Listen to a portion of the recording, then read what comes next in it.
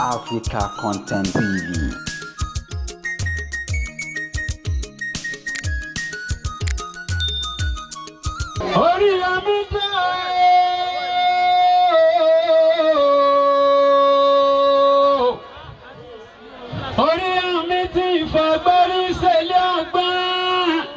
Àtàrí lójó ọ̀run pàgbọ́n sọlẹ̀ àdániwáyé pẹ̀lú àwọn àyànfẹ́ rẹ̀ gbogbo wọn ti rọ kiri ká ọ lọ́lọ́bọ̀nbọ̀n rẹ̀ fi ń fọ́pọ̀ ti àdágbẹ̀dù ìgbẹ̀dù ọ̀rọ̀ àti gbẹ̀dù ìgbẹ̀dẹ àdániwáyé ti fi fún ọ nígbẹ̀dẹ rẹ̀ fi kà sí ara ọ̀rẹ́ ọlọ́wọ́ ọ̀tá ìka ló fi jẹ́ pé bí kànákànná bọ̀nà mẹ́ga gbogbogbò ní gbàlejò ariwo orí àmì o.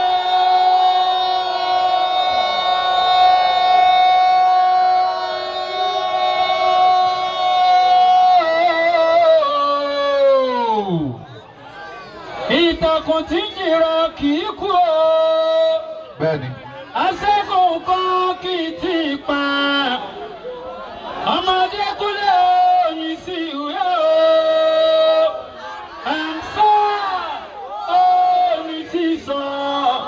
Ìsọ̀rọ̀ rẹ̀ ní dọ̀rẹ̀. Ìpèdè rẹ̀ ní dọ̀rẹ̀. Ayọ̀ ni mo lò mẹ́lọ. Òòrùn ò ní dìbàjẹ́ rárá. Ẹgbẹ̀rin àbẹ́ ẹgbẹ̀rin. Ẹ bá mi pè náṣọ tún ti dé o. Ẹ bá mi pè náṣọ tún ti dé o. Ìmúlò ní kámbó aráyé. Àgbàsálà lónìí ẹ̀wùwá wù. Orí àmì ọba ló ń bẹ̀ ṣe o. Ògbóṣè rẹ̀ dé.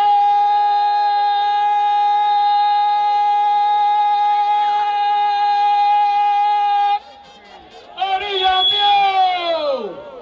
Ògbóṣè rẹ̀ dé o.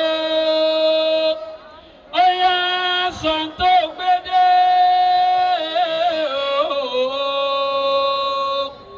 o sọ pé lóòótọ́ ayé wa ò gbógun o síkàsíkà bẹ wọn ò máa ní wọn ẹgbẹ̀fọ́ o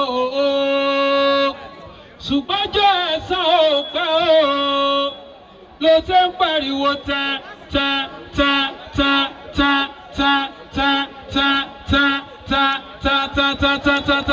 ta pé ká tó dọ́mẹ̀yẹ lóró àbàkọ́ fi tirẹ̀ ni o. Ẹ bá fún Ògìdán Akédègbèdè ní àtẹ́wọ́ tó sanra. Ẹ fún un láti ẹwọ́ kó rinlẹ̀ dáadáa o. Dókítà. Wo ìjìnlẹ̀ alákòóbá ni ọ́. Ẹ má